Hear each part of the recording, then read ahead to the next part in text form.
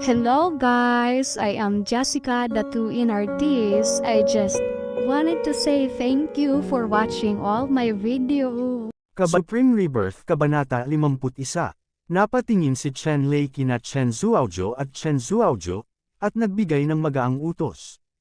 Hindi nagsalita si Ning Hongxian, ngunit ipinahayag ito sa mga praktikal na aksyon.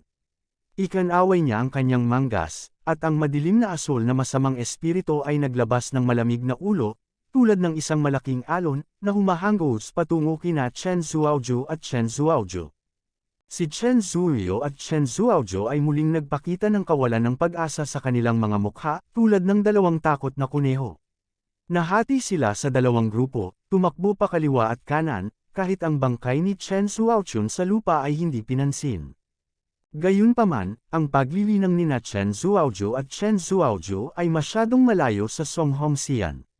Ang dalawa ay nakatakas lamang ng 10-10 metro bago natama ng dark blue na gangster, at agad silang nahuli ng madilim na asul na gangsya ang bomb-alot sa buong katawan at naging dalawang estatwa ng yelo pagkatapos, dahan-daang huminga si Song Hongxian, at si Chen Zuojo at si Chen Zuojo ay biglang naging isang tumpok ng mga fragment. Old Song, hanap ako ng storage ring para sa 3 taong ito. Nakita ni Chen Lei na ang 3 ni Chen Zuoyo ay isinumpa, at mahinang inutusan si Song Hongxian. Nagalit si Song Hongxian at may mga asul na ugat sa kanyang noo. Siya, isang master ng ika-8 antas ng Evil Realm, ay talagang tinawag at lasing ni Chen Lei na parang isang katulong. Hindi lamang siya walang magawa, ngunit nais niyang sumunod, kung hindi siya nanumpa ng mabuti. Walang magawa kay Chen Lei, binugbog niya ang batang ito sa laman. Hinawakan ni Song Hongxian ang isang kamay, at isang malakas na pagsipsip ang nagmula sa kanyang palad. Kinuha niya ang isang larawan ng triple storage ring ni Chen Zuoyo, na 100 metro ang layo, sa lupa, at iniabot ito kay Chen Lei nang walang ekspresyon. Maingat na sinuri ni Chen Lei ang nilalaman ng 3 singsing na imbakan ni Chen Zuoyo, at hindi niya maiwasang sampin ang kawawang multo. Sa 3 singsing na imbakan na ito, walang anumang mahalaga. Siyempre, ang sinabi ni Chen Lei ay hindi katumbas ng halaga niya ngayon. Sa katunayan, sa bawat isa sa 3 storage ring ni Chen Zuojo, mayroong hindi bababa sa 1,000,000 tael ng mga silver cultivation materials. Sa usapin ng mga martial artist, isa na itong malaking kayamanan, ngunit sa mga mata ni Chen Lei, na ang paningin ay pinalawak ni Jingjing at ng iba pa, ang kayamanan ng 3 taong ito ay walang pinagkaiba sa kayamanan ng mga pulubi. Sa pagtingin sa kanila, nakita ko na ang 3 storage ring na ito ay talagang walang anumang bagay na karapat-dapat sa kanyang atensyon. Masyadong mahal, hindi ko matiis. Sinulyapan ni Nie Chenran ang mga mapagkukunan sa storage ring at nagulat siya. Ang mga mapagkukunan sa storage ring ay sapat upang masakop ang kita ng pamilya niya sa loob ng 1 taon. Kinawayan ni Chen Lei ang kanyang kamay at sinabing, walang anuman ito, maaari mong hawakan ito para sa iyo, ngunit ang storage ring na ito ay masyadong sira. Bibigyan kita ng mas mahusay sa hinaharap. Si Nia Shuai at Nia Feng ng pamilya niya ay naiinggit na tumingin sa mga storage ring sa mga kamay ni Chen Ning at Chen Haotian. Wala sa kanila ang may kakayahang magkaroon ng ganoong storage ring. Huwag mo nang basahin, kung may pagkakataon sa hinaharap, natural na bibigyan kita ng 2. Masaya rin ang pakiramdam ni Chen Lei tungkol kay Nia Shuai at Nia Feng. Ang 2 taong ito ay napakahusay din, at sila ay ganap na tapat sa pamilya niya. Kung bibigyan sila ng pagkakataon, walang pakialam si Chen Lei na bigyan sila ng pagkakataon. Salamat, Kuya Chen. Nagmamadaling nagpasalamat sina Nia Shuai at Nia Feng kay Chen Lei, alam nilang dahil nangako si Chen Lei, hindi sila basta-basta magsasalita. Kailangang linlangan sila. Matapos ibigay ang storage ring kay Chen Lei, niyugyug ni Song Hongxian ang kanyang katawan at nawala sa harap ng lahat, gayunpaman, maging si Nia Chenran, Chen Ming, Chen Haotian at iba pa, alam nilang lahat na may supermaster sa sikreto. Protektahan sila, hindi na huwag mag-alala tungkol sa seguridad. Sa mga sumunod na biyahe, walang aksidenteng naganap. Nakabalik ang lahat sa Broken Mountain City ng ligtas. Pagkatapos magulat sa deacon na disipulo ng Xuantian sect, tahimik silang naghintay at naghanda na bumalik sa Xuantian sect ng magkasama. Nang ang mga disipulo na nakikitungo sa mga pribadong gawain ay sunod-sunod na bumalik, at pagkatapos bilangin ang bilang ng mga tao, tinipon ng mga disipulo ni Shen Tianzong ang lahat at inimbitahan si Elder Jiang mula sa Shen Tianzong. Lumapit si Elder Jiang sa karamihan, tumango, at naglabas ng magandang inukit na treasure boat na mga isang talampakan ang haba mula sa storage ring. Inihagis ni Elder Jiang ang treasure boat na ito sa open space, at naglimbag ng selyo sa katawan nito. Ang treasure boat na ito ay hamaba sa hangin, at sa isang kisap mata ay naging isang tore sa paligid nito, ilang daang talampakan ang haba. Ang katawan ng bangka ay inukit na may katanji tanging mga pattern ng relief, at ang panlabas na layer ay isang malaking kayamanan na barko na may isang layer ng mahalagang liwanag, na nakabitin ng isang paa sa ibabaw ng lupa, na naglalabas ng isang napakalaking at walang katulad na presyon. Nang makita ang abnormalidad na ito, pati na ang mga disipulo sa kanayunan na hindi pa nakikita ang mundo, maging ang mga disipulo ng ilang malalaking angkan, hindi nila maiwasang mabigla. Hindi pa sila nakakita ng ganitong kakaibang kayamanan, at kahit na naisip ang tungkol sa hindi kailanman naisip ang gayong kakaibang kayamanan. Nang makita ang gulat na mga mata ng lahat, ngumiti si Elder Jiang ng may kasiyahan, tumango, at pagkatapos ay nagsabi, "Bueno, ang bangkang ito ay ang lumilipad na kayamanan ng aking Shen Tianzong, na tinatawag na Xuantian Feizhou. Kung ikaw ay nasa hinaharap ang sect ay nagbigay ng sapat na mga gantimpala at may pagkakataon na magkaroon ng ganoong kayamanan. Huwag mag-antala ng oras ngayon, lahat ay mabilis na sumakay sa bangka. Aalis na kami ngayon, panipik." Pagkatapos nito, binuksan ang isang pinto sa Xuantian Treasure Ship. Sa pamumuno ni Elder Jiang, isa-isang sumakay sa bangka ang lahat. Pagkatapos, ang treasure boat ay dahan-dahang umangat sa langit, tumataas ng 1 kilometro sa kalangitan, na naging isang daloy ng liwanag, dala ang lahat, nagmamadali patungo sa direksyon ng Xuantianzang. Bilang Thunder Emperor sa kanyang nakaraang buhay, natural na hindi magugulat si Chen Lei sa treasure boat na ito. Ang lumilipad na kayamanan na ginamit niya sa kanyang nakaraang buhay ay higit sa 10,000 beses na mas malakas kaysa sa naturang treasure boat. Ngunit sa buhay na ito, kailangan talaga niyang humanap ng pagkakataon na makakuha muna ng lumilipad na kayamanan, kung hindi ay masyadong magulo. Sa pagkakataong ito, ang tanging tao na pumunta kay Xuantianzang ay si Elder Jiang at iba pa, gayon din si Chen Lei at iba pang mga bagong disipulo. Ang mga tagalabas ay hindi pinapayagang maglakbay kasama nila. Gayunpaman, hindi alam ni Miss Jingjing kung ano ang sinabi niya kay Elder Jiang. Sinabi ni Elder Jiang kay Miss Jingjing. Ang ugali ng iba ay lubhang nagbago, hindi lamang pinahintulutan sina Miss Jingjing at Song Hongxia na sumakay sa bangka, ngunit espesyal ding naghanda ng magandang VIP cabin para kay Miss Jingjing at Song Hongxian ayon sa pagkakasunod-sunod upang hayaan silang magpahinga. Si Xuantian Feizhou ay lumipad sa himpapawid na parang isang arrow, na sumugod sa Shen Tianzong, ngunit sa kalangitang ito ay lubhang mapanganib din. Mayroong malalaking grupo ng mga lumilipad na halimaw at nakatagpo si Xuantian Feizhou na pumapasok sa kanilang teritoryo madalas sa mga grupo, na naglulunsad ng matinding pag-atake patungo sa Xuantian Feizhou. Gayunpaman, ang Xuantian Feizhou na ito ay hindi lamang isang lumilipad na kayamanan, kundi isang malakas na air combat defense. Sa ilalim ng pinagsamang kapangyarihan ng maraming kapatid ng Xuantian sect, ang Xuantian Feizhou ay inukit na may katanji tanging mga pattern. Ang mga teksto ay isa-isa na isinaaktibo, isa pa, agad na nagpaputok ng hindi mabilang na malalim na mga ilaw palabas. Ang malalalim na mga ilaw na ito ay parang libu-libong espada, na humahampas sa mga lumilipad na halimaw na hayop hanggang sa mamatay at nasugatan, at sila ay nawasak.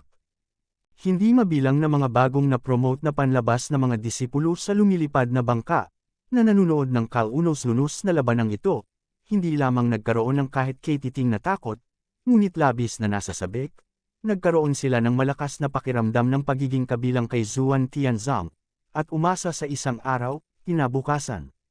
Maaari rin siyang maging miyembro ng Xuantian School Disciples, kontrolin ang Xuantian Flying Ship, at pumatay ng mga demonyo at demonyo.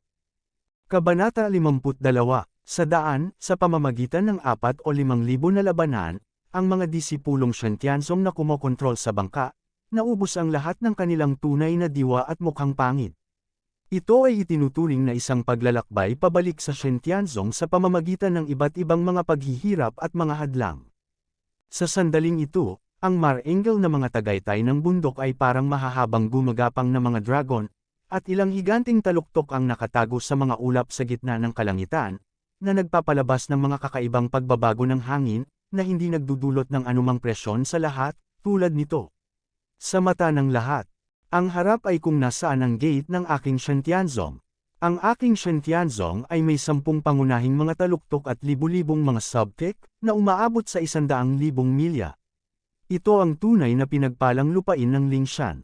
Isang disipulo ni Zhuan Tianzang ang nagpakilala sa sitwasyon ni Zhuan Tianzang sa mga bagong dating.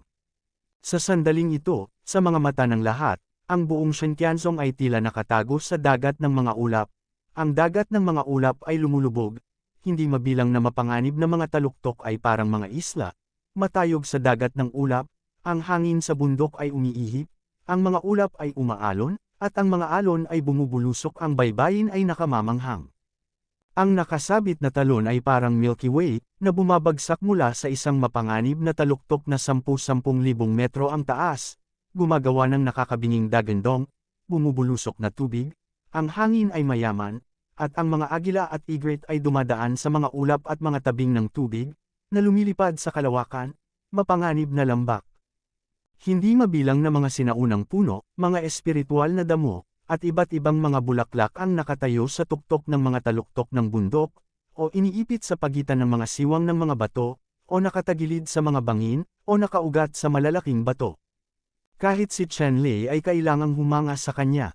Ang lugar na ito ay talagang isang mahusay na lugar para sa langit at mga pagpapala, na may masaganang espiritual na enerhiya, at isang magandang lugar para sa paglilinang.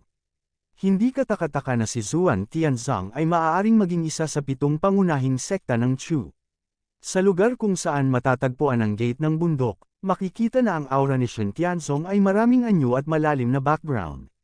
Si Elder Jiang Feng at maraming iba pang mga disipulo, kahit na sila ay nasa Shenyanzong cultivation sa loob ng ilang taon o kahit na mga dekada, ngunit sa tuwing sila ay babalik mula sa labas, sila ay nagugulat na makita ang napakagandang tanawin ng Shenyanzong, hindi banggitin ang mga bagong dating.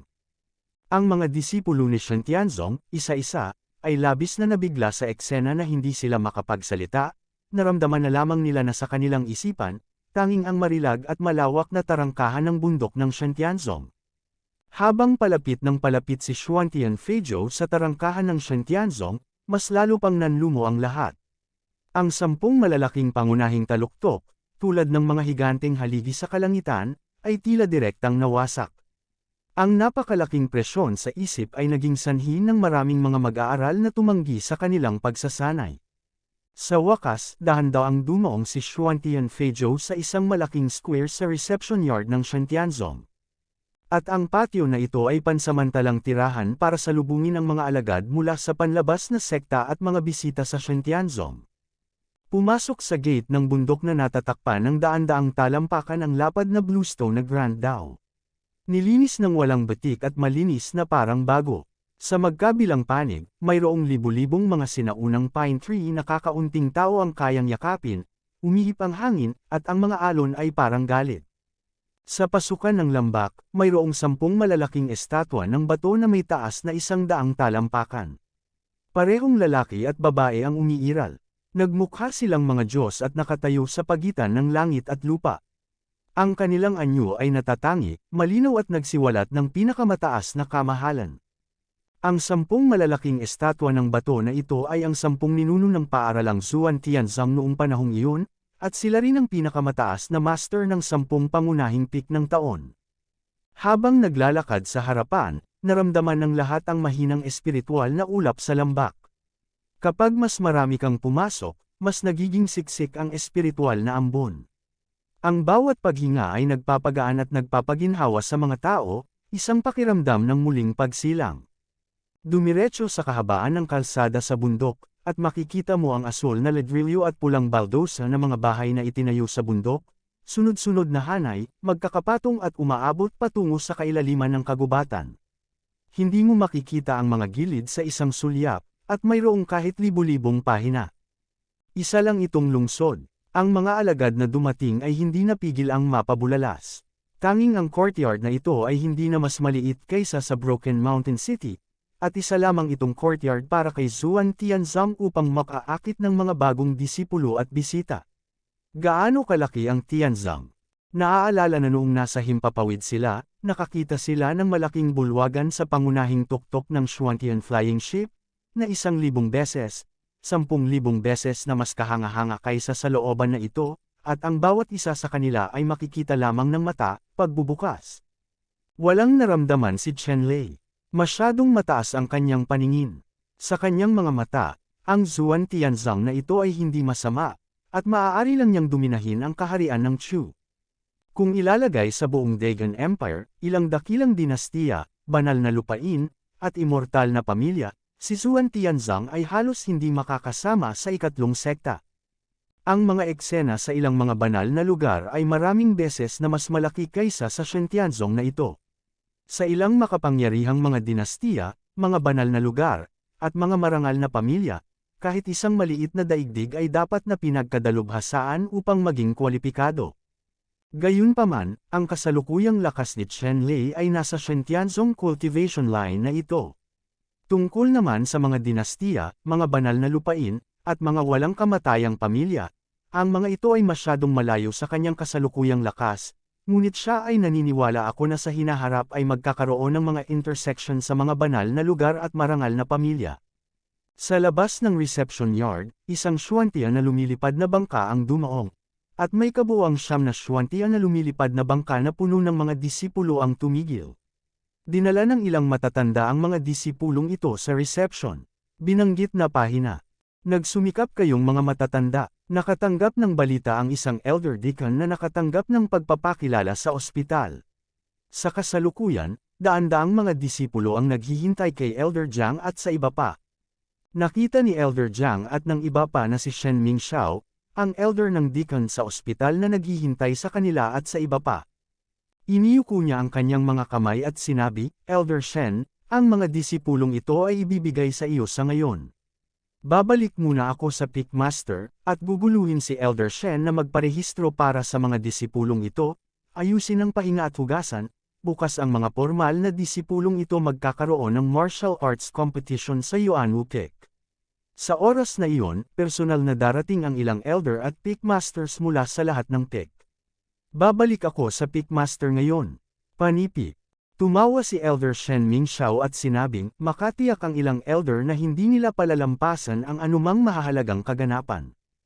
Alam din ng matatandang tulad ni Jiang Feng na maaasahan si Shen Mingxiao, kung hindi ay hindi papayagan ng sekta si Shen Mingxiao na maglingkod bilang deacon elder sa reception court sa loob ng maraming taon. Ibinigay ni Jiang Feng at ng iba pang mga elder ang mga disipulong ito kay Shen Mingxiao, at pagkatapos ay pinaalis nila si Xuantian Feizhou at bumalik sa kani-kanilang Pickmasters. Kasabay nito, kinuha din nila ang mga mahuhusay na alagad na tinanggap nila sa kanilang sariling pick, ulat, upang ang Pickmaster ay may psikolohikal na paghahanda kapag pumipili ng mga disipulo. Pagkaalis ni Jiang Feng at ng iba pang matatanda, tinipon ni Shen Mingxiao ang mga tao. Sa pagkakataong ito si Xuan Tianzong ay may 10 entry point, at bawat entry point ay 200, at 10 ay 2,000. Estudyante. 2,000 tao ang magkasamang nakatayo, na dinudurog ng kadiliman, ngunit sa napakalaking courtyard ng reception na ito, wala. Ayon sa impormasyong ibinigay ng mga matatanda, inayos ni Shen Mingxiao ang kanyang mga alagad na isa-isang magparehistro para sa lahat, at namahaji ng mga ID card, damit, at iba pa. At pagkatapos ay nag-ayos ng hiwalay na mga silid-pahingahan para sa lahat upang gumawa ng takdang aralin, kumpleto ang aplikasyon, madilim ang langit. Sige, mananatili ka muna sa reception court na ito pansamantala, at magpahinga ng mabuti. Bukas, kayong mga formal na alagad ay lalahok sa isang inaabangan na labanan. Kailangan mong i-recharge ang iyong enerhiya. Kabanata 53, Walang balita sa isang gabi. Kinaumagahan, maagang nagising si Chen Lei at ang iba pa. Pagkatapos ng almusal, sinabihan silang pumunta sa Yuanwu Peak. Ang Yuanwu Feng ay ang martial dojo ng Xuantian Jianzong. Sa mga karaniwang araw, ang mga disipulo ay nakikipagkumpetensya, nakikipagkompetensya at natututo mula sa mga dayuhang sekta, at nahaharap sa mga hamon mula sa mga dayuhang sekta. Karamihan ay nakaayos dito, minsan may mga matatanda pa, dito nagpulong ang mga masters para harapin ang isa't isa para maresolba ang mga hinaing. Ang mga mahigpit na tuntunin ni Shen Tianzong ay nagbabawal sa kanibalismo sa mga alagad ng sekta. Gayunpaman, mayroong daan-daang libong mga panlabas na disipulo ng Shen Tianzong, 10,000 formal na mga disipulo, at libu-libong panloob na mga disipulo. Ang isang malaki at independenteng imperyo, kung saan may mga tao, magkakaroon ng mga reklamo, at si Zuan Tianzang ay walang pagbubukod. Kung ito ay mga alagad sa labas ng sekta, kung ito ay dahil sa elixir, dahil sa isang away, o dahil lamang sa hindi ito nakalulugod sa mata ng kabilang partido, ito ay maaaring humantong sa isang away. At sa pagitan ng mga formal na disipulo, pinakamataas na disipulo, at maging ang pinakamataas na mga disipulo, dahil sa malaki at maliliit na interes, ang mga hinaing at puot ng mga matatandang guro, at may mga dahilan upang gawin ito sa bawat oras. Kaya, ang Yuan Wufeng na ito ay masasabing isa sa mga pinakabuhay na lugar sa Zuan Tianzang. Araw-araw, sa daan-daang malalaki at maliliit na platform na itinayo ni Yuan Wufeng, may mga disipulong nagpupulong para lumaban at magpasya ng tagumpay o pagkatalo, tagumpay, o kahit kamatayan. Ang ilang mga tao na sumali sa masayang bukas na mga kapansanan, at ang mga manunugaw ay tumaya sa mga panalo o pagkatalo. Taon-taon, isang malaking sukat at profit chain ang nabuo dito. Binuksan din ng mga matatanda ng Zhangmen ang isang mata at ipinikit ang isang mata para dito. Hanggat naresolba ang mga hinaing at hinaing sa Yuan Wufeng, hindi sila makikialam. Gayunpaman, kung sila ay mag-away at magpatayan ng pribado sa labas ng Yuan Wufeng, kung gayon, ang mga patakaran ay malupit at mabigat na parusahan. Sa pagkakataong ito, sa 100 bagong recruit na formal na disipulo, magkakaroon ng tunggalian sa Yuan Wufeng, at ang nangungunang 10 disipulo ay pipiliin upang maging nangungunang 10 disipulo ng sesyon na ito. Ang 10 punong disipulong ito ay malamang na maging mga panloob na disipulo ng direkta, o kahit na sila ay may mga talento laban sa langit at pinapabore ng ilang mga elder ng sekta o pickmaster, sila ay direktang tatanggapin bilang mga direktang disipulo, kilala. Kung ito ang kaso, iyan ay talagang isang hakbang pasulong. Kaya, ang mga formal na alagad na ito na naabisuhan na lumahok sa digmaan, bawat isa sa kanila ay nagbigay ng malaking kahalagahan sa pagkakataong ito.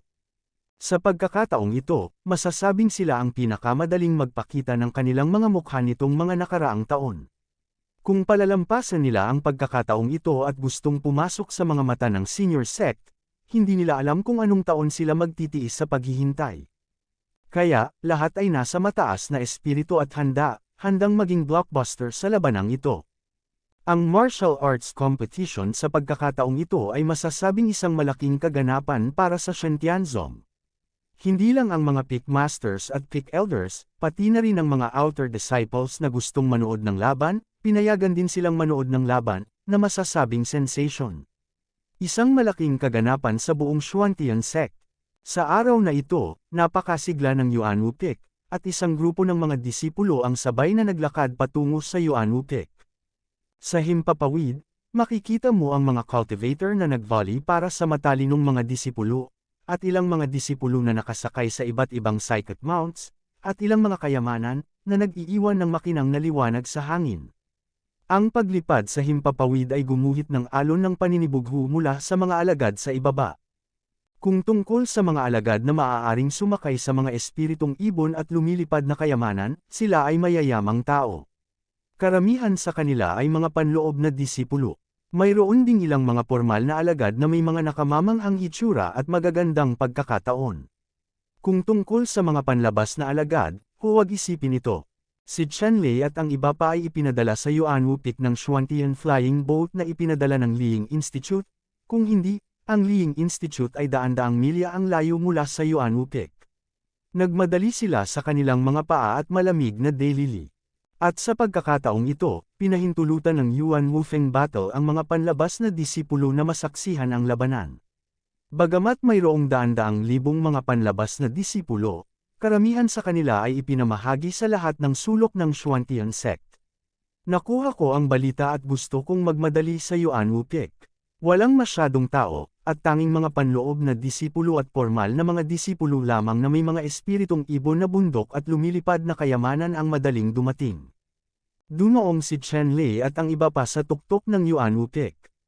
Ang tuktok ng Yuan Wupik ay pinatag din ng isang espada, at hindi mabilang na mga gusali ang itinayo, at karamihan sa mga ito ay mga lugar ng mapagpasyang labanan na nakakalat sa iba't ibang lugar. Ang mapagpasyang arena ng labanan ay napuno ng mga marka ng kutsilyo, mga marka ng espada, at iba pa, at mayroong hindi mabilang na batik-batik na mga brown spot. Ang markang ito ay dapat iwan pagkatapos matuyo ang dugo. Ito ay sapat na upang isipin kung gaano kalunos-lunos ang nangyari sa nakamamatay na taong ito, labanan. Duel. Sa pagkakataong ito, sa labanan ng 10 pangunahing disipulo sa sekta, ang mapagpasyang arena ng labanan ay itinayo sa mapagpasyang labanan sa antas ng Ningyuan.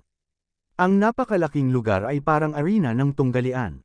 10 mapagpasyang battle platform ang nakahanay. Bawat isa ay daan-daang metro ang layo. Sa pagkakataong ito ay gaganapin ang laban sa parehong oras. Ang unang tao mula sa bawat entry point ay susuriin muna. Pagkatapos ay ang unang tao mula sa 10 entry point ay makikipagkompetensya para sa tunay na unang tao sa parehong yugto. Chen Lei at ang kanilang registration point ay binubuo ng 10 tao, sina Chen Lei, Nie Chenran, Fan Xiu, Dong Shuliang, Xiang Huayun, Lai Kun, Bai Xing, Zhao Yichuan, Wei Che, Yuan Qing, 10 tao. Una, kailangan nating makipagkompetensya para sa unang lugar. Sa tunggalian na ito, ang unang lugar lamang ang may pinakamaraming kalamangan, at ang pangalawa at pangatlong lugar ay walang silbi. Sa makatuwid, ang labanan para sa unang lugar ay magiging napakabangis. Ang kapaligiran ng ilang iba pang mga reception point ay pareho din, at lubhang mapanganib na sparks na kumikislap sa mga mata ng isa't isa. Malapit na ang nakatakdang oras ng mapagpasyang labanan. Sa sandaling ito, mula sa kawalan sa lahat ng direksyon, sunod-sunod na napakalakas na hininga, ilang figure ang lumabas mula sa bahaghari, o mahabang balbas na kamakaway, o mga engkanto na hangin at buto, kung maulap at maalikabok, o mabangis at marilag, ang aura, ang mga katangian ay magkakaiba, ngunit ang tanging pagkakatulad ay ang mga ito ay napakalakas. Ang makapangyarihang mga taong ito ay ang mga matatanda at pinakamataas na pinuno ng bawat sekta. Lumipad sila sa himpapawid at dumaong sa Yuan Wupik, isa-isa sa matataas na platform na inihanda noon pa. Ang mataas na platform na ito ay may malawak na larangan ng pagtingin, at malinaw mong makikita ang lahat ng mga sitwasyon sa 10 mapagpasyang yugto. Sa makapangyarihang lakas ng mga elder at pick owner na ito, kitang-kita mo kahit 10-10 milya ang layo, pakinggan ng malinaw.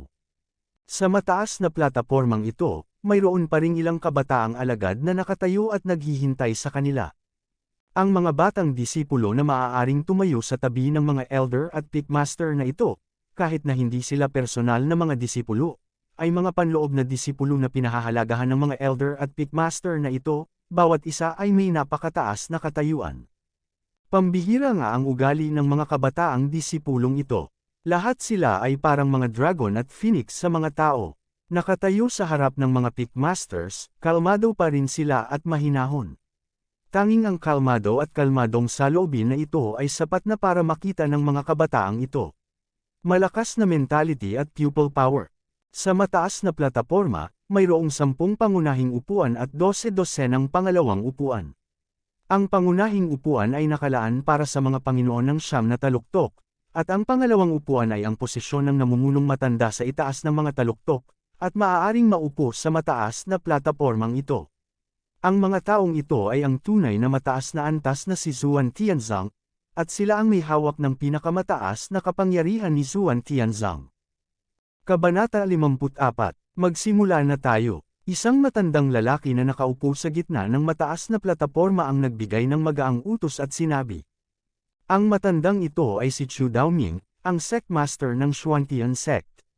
Bago mag-recruit ng mga disipulo, hindi kailanman lalabas si Chu Daoming. Gayunpaman, sa pagkakataong ito ay nag-recruit siya ng mga disipulo ay espesyal, at ito ay dahil lamang siya ay umalis sa kaugalian. Kaya naman, personal niyang ipinakita itong si Yuan Wufang, bigyang pansin ang bagong pagsusulit ng disipulo sa pagkakataong ito. Kasunod ng mga tagubilin ni Chu Daoming, sa harap ng bawat mapagpasyang yugto, agad na kumilos at nagsimulang gumuhit ng palabunutan. Sa pagkakataong ito, ginamit ng Disciple Duel ang pinakamalupit na knockout system. Hanggat may isang talo, matatanggal ka. Sa pamamagitan lamang ng ganap na pagkatalo sa iyong kalaban at pagiging invincible makakarating ka sa dulo. Isang Deacon Disciple ang nagtaas ng lotus at naglakad sa harap ni Chen Lei at ng iba pa. Sa loob ng lotus, 10 patpat ng kawayan ang inilalagay sa bawat tangkay. Isa-isang kinuha ni Chen Lei at ng iba pa. Tiningnan ni Chen Lei ang bamboo stick sa kanyang kamay at nakitang may nakasulat na 3. Iulat ang bilang ng mga bamboo stick sa iyong kamay. Seryosong sabi ng alagad ng diakono nang matapos ang lahat sa pagguhit. Sa pagkakataong ito ang mga pagpipilian ng kalaban ay numero 1 hanggang 10, numero 2 hanggang 9, numero 3 hanggang 8, numero 4 hanggang 7, at numero 5 hanggang 6. Iniulat ng lahat ang kanilang mga serial number ng bamboo lottery ayon sa statistics. Si Bai Xing ang nanalo sa unang lottery, habang si Wei Che ay nanalo sa ika-10 lottery.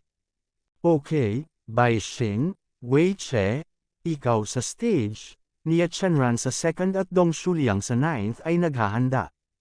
Ang mga alagad ng diakono ay nagsimulang ayusin ang pagkakasunod-sunod ng labanan ayon sa mga bilang na iginuhit ng karamihan. Ang iba pang 9 na yugto ng pagpapasya ay nasa parehong pagkakasunod-sunod, at ang mga disipulo para sa labanan ay inayos. Tumalon si Bai Xing sa mapagpasyang yugto ng labanan, at dahan-daang lumakad si Wei Che. Ang mga mata ng dalawang tao ay puno ng mataas na espiritu ng pakikipaglaban, at sila ay nagtitigan ng mabangis, at ang mga mata ng magkabilang panig ay halos pumutok sa hangin. Wei Che, hindi kita kalaban.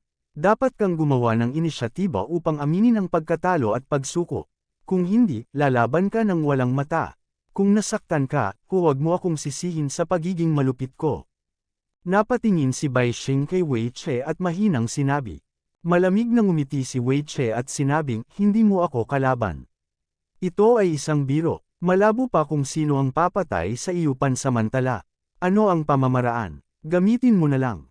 Malamig na ngumiti si Bai Xing, naghahanap ako ng kamatayan mag-isa, hindi nakakagulat na ang iba ay naghahanap ng mga trick. Pagkatapos magsalita, ang natitiklop na bentilador sa kamay ni Bai Xing ay biglang tumuro, na parang pilak na ilaw, at dumiretso sa mga kilay ni Wei Che.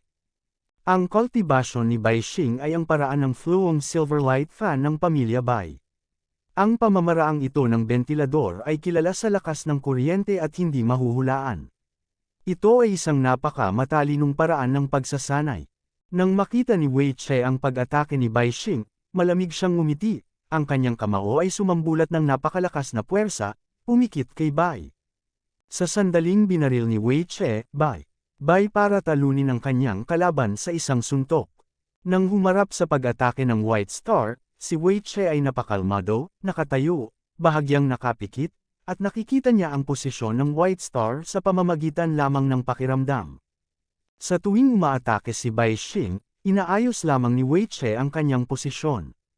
Pagkatapos, anuman ang pag-atake kay Bai Xing, pinalo niya ito ng buong lakas at ilang beses na pinigilan ng opponents iba ni Bai Xing sa walang takot at talunang estilo. Ang estilo ng paglalaro ni Wei Che ay talagang nagpahirap kay Bai Xing na makilala. Ang ganitong estilo ng paglalaro ay masasabing napakababastos. Hindi ko maiwasan ang mga atake mo, pero kung sasaktan mo ako, gagawin ko. Hindi yun makakapagpasaya sa iyo. Sumunod, mabilis na gumala-gala si Bai Xing sa paghahanap ng mga pagkakataong umatake, habang si Wei Che ay kailangan lamang na dumpensa. Sa mga tuntunin ng pagsusumikap, 2 o 3 beses na mas mababa siya kaysa kay Bai Xing. Sa paglipas ng panahon, hindi na kayanan ni Bai Xing. Wei Che, hindi mo ba iniisip na masyadong malikot ang estilo mo sa paglalaro? Matapos ang pag-atake ni Bai Xing ay tinanggihan ni Wei Che, kinailangan niyang magmura ng may galit.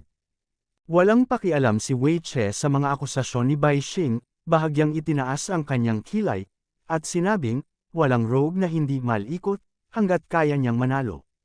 Ngumisi si Bai Xing, Wei Che, sa tingin mo ba ay matatalo mo ako ng ganito? Masyado kang walang muwang. Kumbaga kung hindi ka nagpakita ng tunay na kakayahan, hindi ka susuko, tingnan mo lang. Panipi. Pagkatapos magsalita, ang buong pagkatao ni Bai Xing ay biglang naging blur, at pagkatapos ay biglang lumitaw ang isang ghost image. Ang multong ito at ang isa pang figure ay naging dalawang daluyan ng liwanag, at magkahiwalay nilang inatake ang kaliwa at kanang bahagi ni Wei Che. Ang trick na ito ay ganap na lampas sa inaasahan ni Wei Che.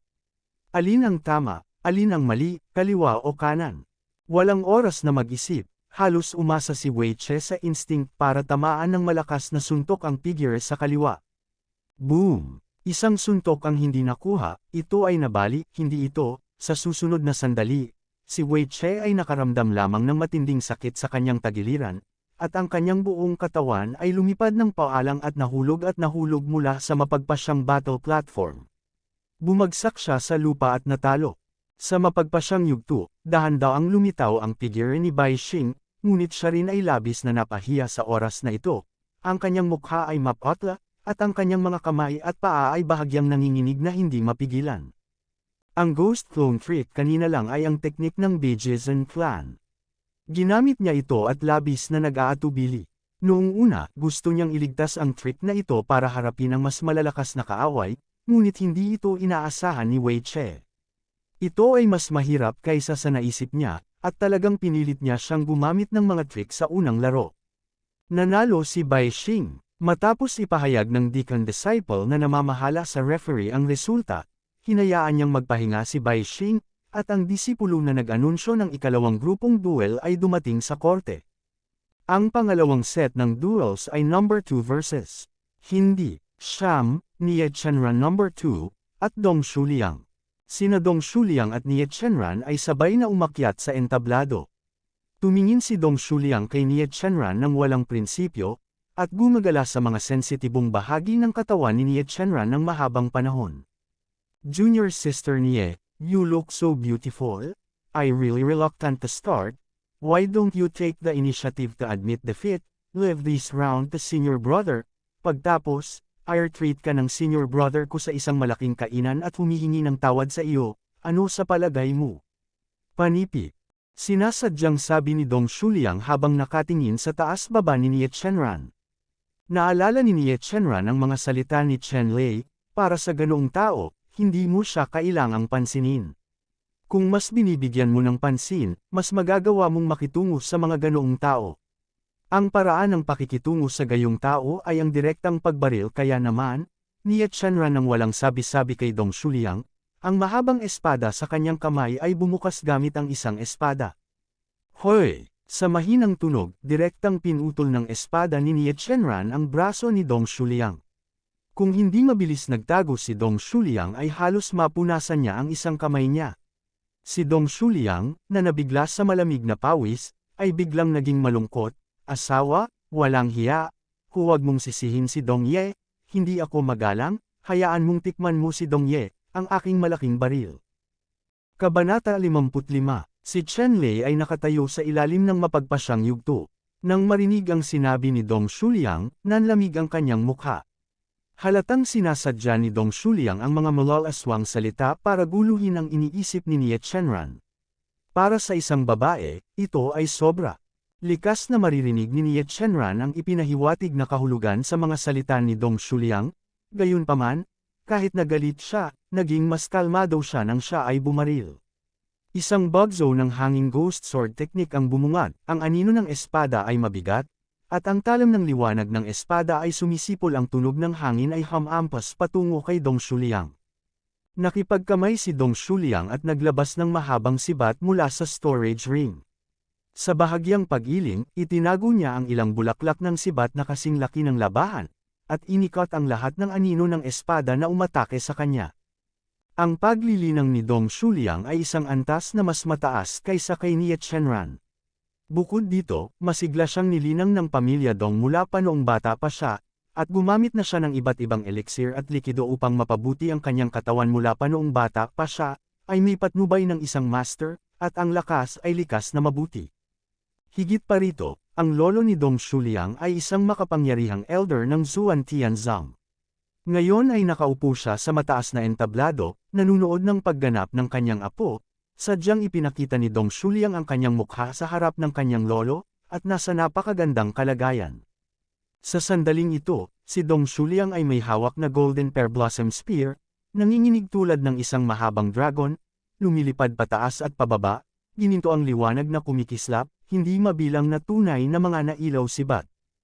Bagamat si Nie Chenran ay may mahusay na katalinuhan at mahusay na mga kwalifikasyon, mayroon siyang mga kahinaan sa mga tuntunin ng mga mapagkukunan, katayuan sa paglilinang, paggabay, at mga diskarte sa paglilinang.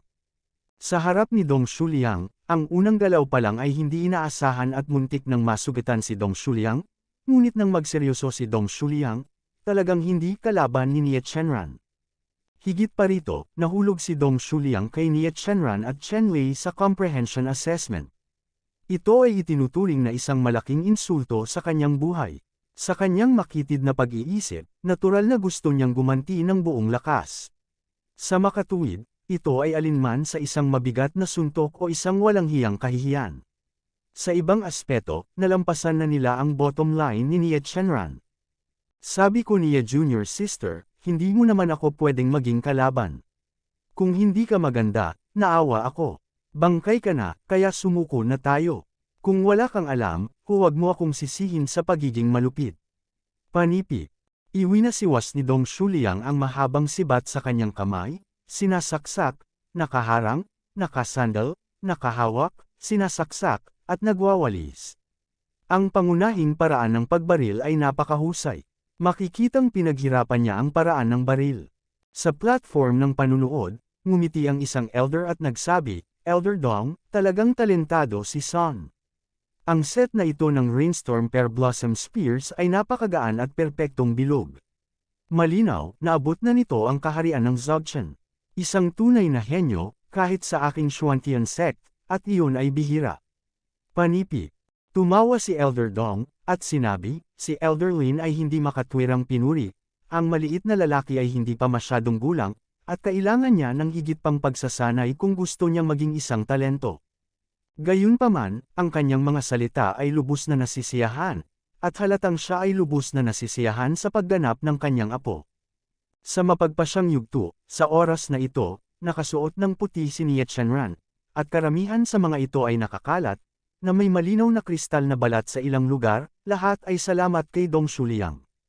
Nagkaroon ng pagkakataon si Dong Shuliang na talunin si Nie Chenran, ngunit ayaw niyang kumilos. Sa halip, buong puso niyang pinahiya si Nie Chenran na may kaisipang pusa at daga. Gagantihan niya ang kahihiyang ibinigay sa kanya ni Nie Chenran at Chen Lei ng 100 beses at 1,000 beses. Junior sister Nie, hindi kanya kalaban. Ito ay isang walang saysay na pagsisikap na patuloy na kumapit. Sumuko ka na. Sa ilalim ng mapagpasyang yugto, kinausap ni Chen Lei si Nie Chenran. Nakita niya na tiyak na hindi si Nie Chenran ang kalaban ni Dong Shuliang.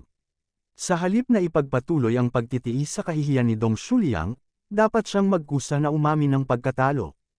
Nakinig si Nie Chenran sa mga salita ni Chen Lei at tumingin kay Dong Shuliang, na tumingin sa kanya nang may biro sa kanyang mukha.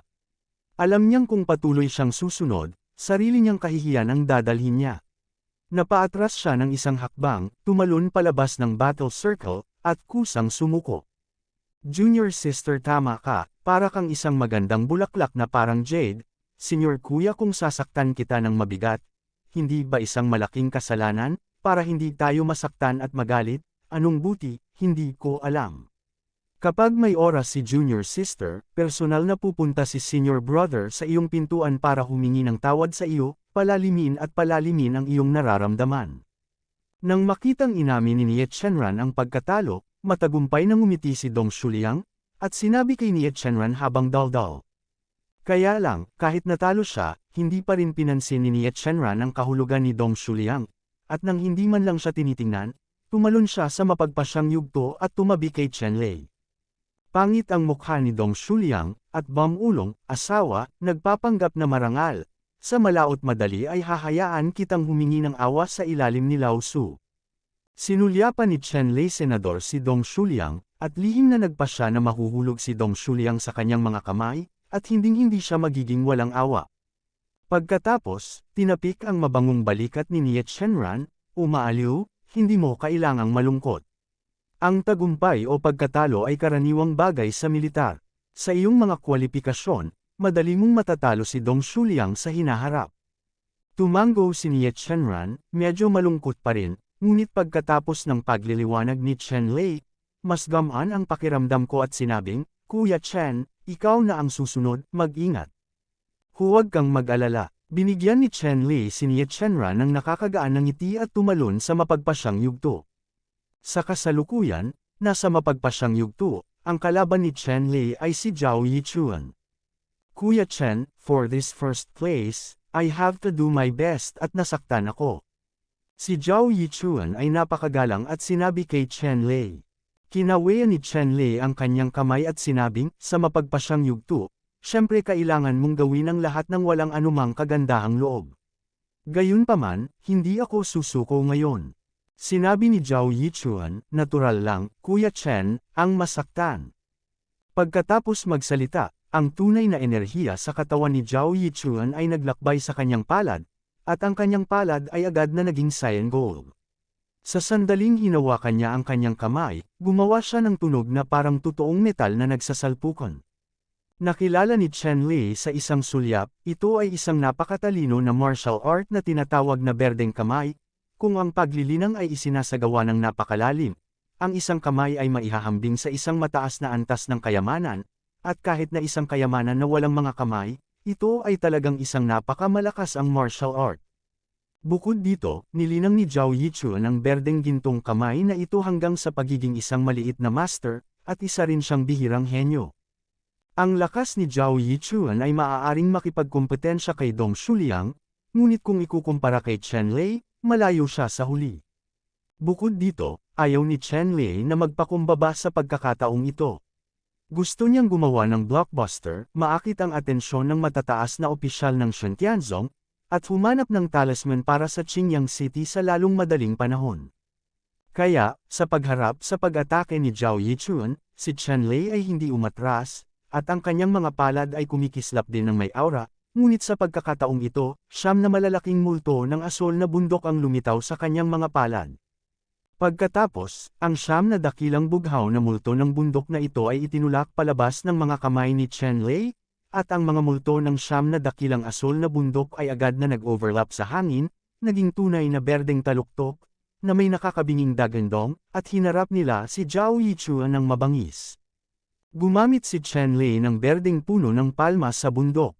Ang koleksyong ito ng mabundok na evergreen na mga puno ng palma ay kilala sa lakas at sigla nito at hindi matitinag na lakas. Napagtanto niya ang transcendence, at tiwala siya na ang puno ay makakaasa lamang sa luntiang bundok na palma na ito. Ang pagtiklop ng isang bundok na palad ay maaaring walisin ang lahat ng naruroon. Ang palad ni Zhao Yichuan ay kumikinang ng gininto ang asol na liwanag, na parang gawa sa metal, at dala rin ang kapangyarihang magbukas ng mga bundok at magbasag ng mga bato. Nang makita ang kapangyarihan ng mga bundok at bato na dala ng pag-atake ni Chen Lei, biglang nagbago ang kanyang ekspresyon. Naitanong na niya noon na si Chen Lei ay ipinanganak sa Qingyang City, mula sa parehong lugar ng Nie Shenran ngayon, at ang kanyang pamilya ay hindi malaki. Gaano man katatag ang mga kabataang nagmula sa gayong mga pamilya, paano sila maihahambing sa mga alagad ng kanilang malalaking pamilya? Sa pagtingin lamang sa pagganap ni Nie Shenran sa mapagpasyang yugto ngayon, maaari nating hatulan ang lakas ng mga taong ito. Sa makatuwid, tiwala si Zhao Yichuan na kaya niyang talunin si Chen Lei. Gayunpaman, sa sandaling naglaro siya laban sa kanya, natuklasan niya na ang kanyang paghuhusga ay napakamali ng lakas ni Chen Lei ay higit sa 10 beses na mas mahusay kaysa kay Nie Shenran. Kabanata 56. Hinamplas ng palad ni Zhao Yichuan ang paparating na Saiyan Giant Kick, walang kap-oras na kapangyarihan. Mula sa Saiyan Giant Kick, ang totoong chi sa palad ni Zhao Yichuan ay agad na bumagsak, at ang Saiyan Palm ay naibalik. Tulad nito, pagkatapos, ang figure ni Zhao Yichuan ay tila itinulak ng isang hindi nakikitang puwersa, mabilis na dumulas pabalik, at diretsyong nahulog sa nakamamatay na plataporma. Isang galaw lang, ganap na natalo si Zhao Yichuan, at isa itong malaking dagok kay Zhao Yichuan. Isa rin siyang henyo. Siya ay isang henyo mula noong siya ay bata. Siya ay isang bihirang pagkatalo sa kanyang mga kapantay, na may aura ng isang henyo. Gayunpaman, natalo siya ni Chen Lei sa isang galaw, kaya hindi siya malungkot. Chen Lei Sheng. Matapos ipahayag ng referee ang pagkapanalo ni Chen Lei, inihayag niya ang isa pang grupo ng mga mahuhusay na alagad na uupo sa entablado para sa mapagpasyang labanan. Sa mataas na platform na nanunood ng labanan, ang pagganap ni Chen Lei ay natural na hindi nakuha, at nahulog sa mga mata ng mataas na antas na Shen Tianzong. Ang mga taong ito ay labis na nasisiyahan sa pagganap ni Chen Lei at hindi naiwasang tumanggo sa kanilang mga ulo bilang papuri. Hindi masama ang anak na ito. Kung hindi ako nagkakamali, ang anak na ito ay dapat na naiintindihan ng Qingluan Mountain Palm sa antas ng Transcendence. Kung hindi siya magkakaroon ng ganoong kapangyarihan. Sa katunayan, sa murang edad, bihirang magkaroon ng ganitong pag-unawa. Isang grupo ng mga elder at pit master ang nag-usap tungkol sa papuri, at maging ang pinuno ng kaharian ay nagkomento ng ilang salita, na naging dahilan upang maging pangit ang mukha ni Elder Dong na nasa mataas ding plataporma. Ang kanyang apo ay mahusay na gumaganap ngayon, ngunit hindi siya nakakatanggap ng maraming papuri. Bigla siyang nakaramdam ng kaunting pagkailang kay Chen Lei, napupuot sa kanya sa pag-alis ng limelight na dapat ay inalis sa kanyang apo. Naglaro sina Xiang Huayon at Yuan Qing sa ika-4 na laro. Bagamat si Yuan Qing ay isa ring bihirang henyo, mas mababa siya sa harap ni Xiang Huayon. Pagkatapos ng 10 galaw, natalo siya ni Xiang Huayon at nahulog sa mapagpasyang yugto. Sa ika-5 deciding battle, ang mga manlalaro ay sina Sanyo at Lai Kun. Ang ulan sa Sanskrit ay mukhang isang nayon at isang lungsod, na may kulay pilak na mukha na parang buwan, buong dibdib, tuwid na mga binti, mahahabang payat na binti, balingkinitang baywang, at buong pagkakahawak, na nakakaawa. Gayunpaman, si Yu sa Sanskrit ay gumawa ng kanyang hakbang, ngunit siya ay napakalakas at nangingibabaw. Ang kanyang paglilinang ay nagsasanay sa Vatican God of War art. Ang momentum ay parang bahaghari, walang kapantay sa mundo, at nagsusumikap ng hindi nag-iiwan ng kahit kititing na pagkaantala. Tulad ng isang babaeng Diyos ng digmaan, mayroon siyang hindi magagapi na mga mapagkukunan sa mundo. Si Lai Kun ay isang fire spirit body. Ang paglilinang ng sining ng apoy ay sinunog ang dagat ng galit ng pamilya Lai. Sinasabing ang pagtatanim ay maaaring masunog ang dagat na tuyo. Ito ay talagang isang napakalakas na pamamaraan ng katangian ng apoy. At totoo ang mga katotohanan.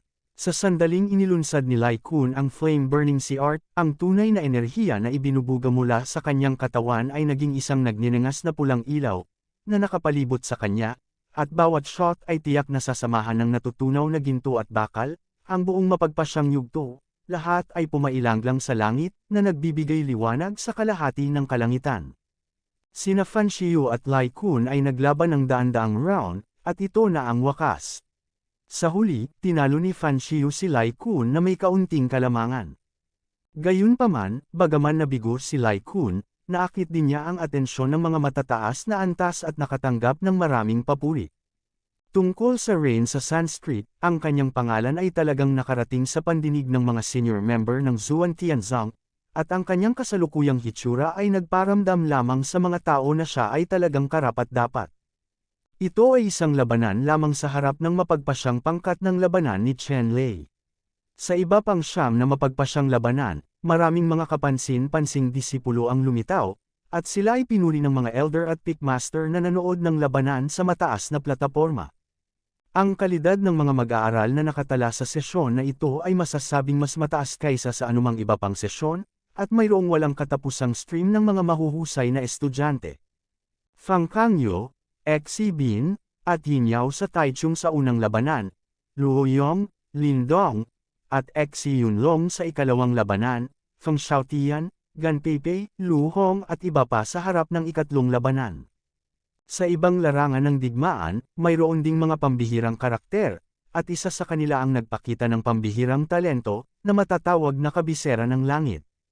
Natapos ang unang mapagpasyang labanan, at pagkatapos ng kalahating oras na pahinga, nagsimula ang ikalawang labanan.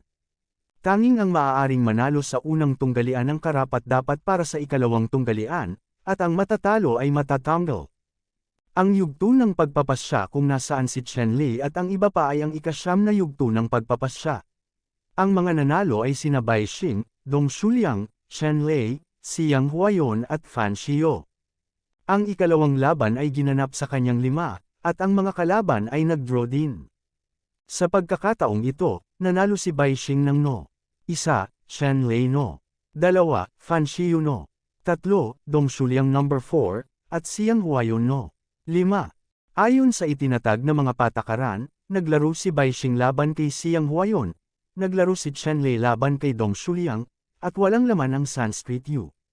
Sa mapagpasyang yugto, magkasamang tumayo sina Bai Xing at Xiang Huayon, Bai sa laban na ito, umiwas ako. Panipi. Sina Bai Xing at Xiang Huayon ay magkapatid na kasal. Pareho silang nagmula sa isa sa 5 dakilang pamilya sa Jingxi City. Kilala nila ang isa't isa. Alam ni Bai Xing na walang paghahambing sa pagitan niya at ni Xiang Huayon. Siya imposibleng maging kalaban ni Xiang Huayon, kaya aktibo siyang umiwas. Nanalo si Xiang Huayon ng walang laban, at pagkatapos ay umakyat si Chen Lei sa entablado upang labanan si Dong Shuliang. Pagkatapos Chen Lei ay nasa mapagpasyang yugto, si Dong Shuliang ay nakatayo na sa entablado, nakatingin kay Chen Lei ng masama. Kung tutuusin, walang kinalaman si Chen Lei kay Dong Shuliang, hindi man lang sila umimik sa pagitan nila, at wala man lang silang sama ng loob noon. Gayunpaman, natuklasan ni Chen Lei na ang puot ni Dong Shuliang sa kanya ay lampas sa sentido komun, at hindi niya alam kung bakit may ganoong kaaway. Ayaw man lang intindihin ni Chen Lei kahit gusto niyang basagin ang ulo. Sa ikatlong round ng comprehension assessment ay nakuha niya ang unang pwesto at na-offend ang makikitid na pag-iisip na si Dong Shuliang. Gusto niya lagi siyang gulo. Isang aral. Nag-ugat din dito ang puot ni Dong Shuliang kay Nie Chenran, ngunit dahil maganda si Nie Chenran, may mga ilusyon pa rin si Dong Shuliang tungkol kay Nie Chenran. Sa makatuwid, bagamat malaki rin ang puot kay Nie Chenran, mayroon pa ring tiyak na sukat sa pagbaril, ngunit hindi magiging maawain si Dong Shuliang kay Chen Lei. Sa pagkakataong ito ay nagpasya siya na dapat niyang turuan si Chen Lei ng isang malalim na aral, at hindi siya makakabangon sa kama ng hindi bababa sa 3 buwan. Chen Lei, kung luluhod ka at magkukusa at sasabihin sa lahat na mas mababa ako kay Dong Shuliang, may isip kong iligtas ka, kung hindi, papaluhod kita sa harap ko. Lumuhod, o matalo sa aking opinyon, maaari kang pumili para sa iyong sarili. Panipi. Dinala ni Dong Shuliang ang Shuojin Pear Flower Spear sa likod niya, at tumingin kay Chen Lei ng may pagmamalaki. Kung talagang lumuhad si Chen Lei sa kanyang harapan at magkusa na sumuko, kung gayon ang kanyang mga hinaing ay ipahahayag ng malalim hanggat maaari. Tumingin si Chen Lei kay Dong Shuliang at sinabing, ito ang gusto kong sabihin sa iyo. Kung magkukusa ka na lumuhad at humingi ng tawad para sa awa, sa palagay ko maaari mong patawarin ka minsan para sa kapakanan ng parehong laro. Kung hindi, gusto ko ring lumuhad ka sa harapan ko at humingi ng tawad. Ang mga tao ng Qingyang City ay hindi ganoon kadaling aibuli. Panipi. Narinig ni Dong Shuliang ang mga salita ni Chen Lei, lumungkot ang kanyang mukha, at galit na galit, anong bagay na hindi ko alam kung paano i-promote, dahil hindi ko alam kung paano pahalagahan ang pagkakataong ibinigay ko sa iyo, pagkatapos ay tingnan mo ang katotohanan sa ilalim ng iyong mga kamay, para makita kung sino tayo lumuhad. WHO. Panipi. Pagkatapos magsalita, ang Shuojin Pear Flower Spear ay tumama sa kamay ni Chen Lei at muli itong hinugot. Chapter 57. May kakaibang hagom sa hangin, at ang katawan ng Golden Pear Flower Spear gun ay nabaluktot sa isang pinalaking arko, na may napakalaking lakas, hinampas nito ang ulo kay Chen Lei. Walang gumagalaw sa pag-ataking ito, at ito ang pinakakaraniwang pag-atake ng pag-atake sa Huashan. Gayunpaman, ang kapangyarihang nakapaloob dito ay labis na pinalaki. Makikita na ang Shuojin Pear Flower Spear gun ay natatakpan ng isang layer ng totoong enerhiya na ilaw, na parang mga bundok at ilog, na bumagsak. Sa harap ng matinding suntok ni Dong Shuliang, hindi umatras si Chen Lei, at binaril ang palad ng bundok. Sunod-sunod, ang mga taluktok ng Qingluan, na nagbago mula sa tunay na enerhiya, nabuhay sa hangin, at nagsanib sa isang kisap mata, naging isang napaka-cohesive na rurok, na humaharang sa marahas na sibat ni Dong Shuliang. Boom! Ang Perflower Shuoji na baril ay tumama ng husto sa berdeng higanting taluktok, na gumawa ng malakas at mapurol na tunog. Pagkatapos noon, ang napakatibay na higanting taluktok ay nahati sa kalahati ng isang baril.